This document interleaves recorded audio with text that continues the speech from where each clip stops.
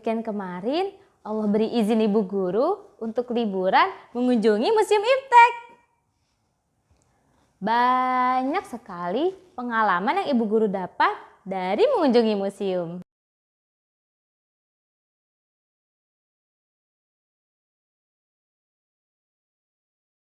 Assalamualaikum warahmatullahi wabarakatuh. Hai saleh-salehah grade 2. Apa kabarnya? Alhamdulillah, luar biasa. Tetap semangat, selalu ceria. Allahu Akbar. Alhamdulillah, berjumpa kembali dengan Bu Guru Riko.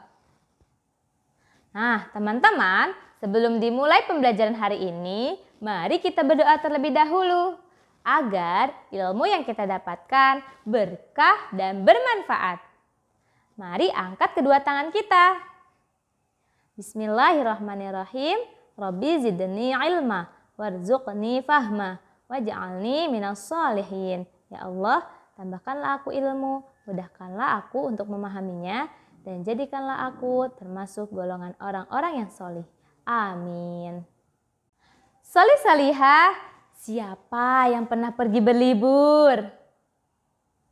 Wah, tentunya semua pernah pergi berlibur.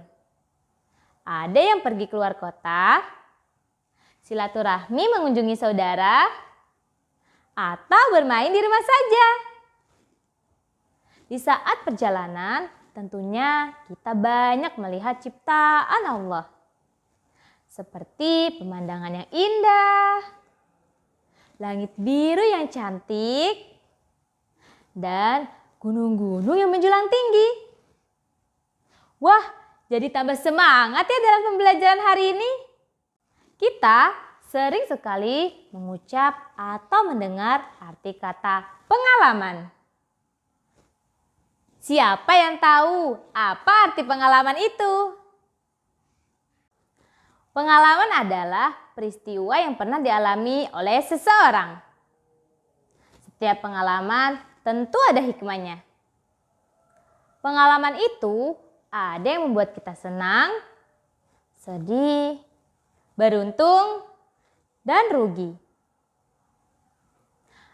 Hah? Beruntung? Bagaimana ya cara agar kita menjadi orang-orang yang beruntung? Islam adalah agama yang sempurna. Beribu-ribu tahun lamanya Allah telah memberitahu kita dalam sebuah firman-Nya. Surah ini seringkali kita baca selesai pembelajaran. Mari simak dan ulangi secara bersama ya salih-salihah, agar kita lebih mengerti arti dari setiap bacaan Al-Quran yang kita baca. A'udzubillahi minasyaitonirrajim. Bismillahirrahmanirrahim. Wal 'usri innal insana fi khusrin illal ladzina amanu wa 'amilus solihati wa tawassaw bil haqqi wa tawassaw bis sabr.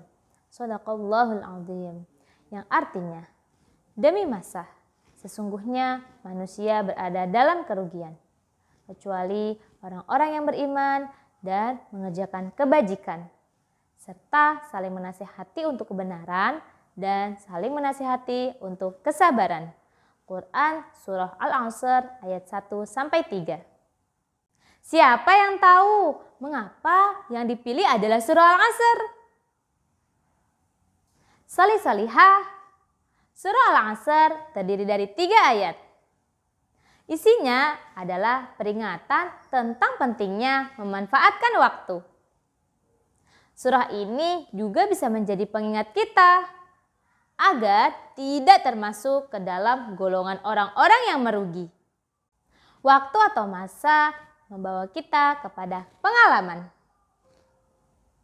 Ada pengalaman baik dan tidak baik. Ada beberapa hal yang dapat kita lakukan untuk membawa kita kepada kebaikan.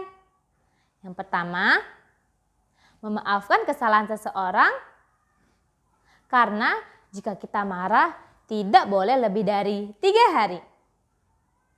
Yang kedua, mengucapkan kata magic. yaitu tolong, maaf, dan terima kasih. Yang ketiga, mengajak orang lain untuk kebaikan. Misalnya, mengajak sholat, mengaji, atau belajar bersama. Mudah bukan untuk melakukan hal baik? Perbuatan baik pastinya mengundang kecintaan Allah kepada kita. Salih-salihah, pada tema 2E kali ini kita akan pelajari tentang 1. Kisah Nabi Muhammad SAW. 2. Pengamalan dalam Pancasila. 3. Kalimat permintaan maaf, tolong, kata tanya, dan puisi. 4. Pengukuran. 5. Panjang pendek sebuah lagu. Dan ke-6, melompat dan meloncat dengan rintangan. Solih-solihah, itu saja yang dapat Ibu Guru sampaikan pada mukadimah pembelajaran tema 2E pengalamanku.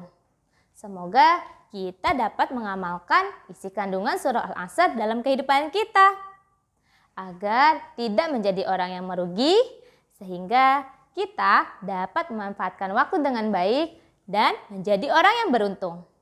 Amin. Alhamdulillah. Mari kita akhiri pembelajaran hari ini dengan mengucap hamdalah dan doa kafaratul majlis. Alhamdulillahirabbil alamin. Subhanakallahumma wa bihamdik asyhadu alla ilaha illa anta astaghfiruka wa atubu ilaik. Maha suci Engkau ya Allah, aku memujimu. Aku bersaksi bahwa tiada Tuhan selain Engkau yang patut disembah. Aku mohon ampun dan aku bertaubat. Wassalamualaikum warahmatullahi wabarakatuh.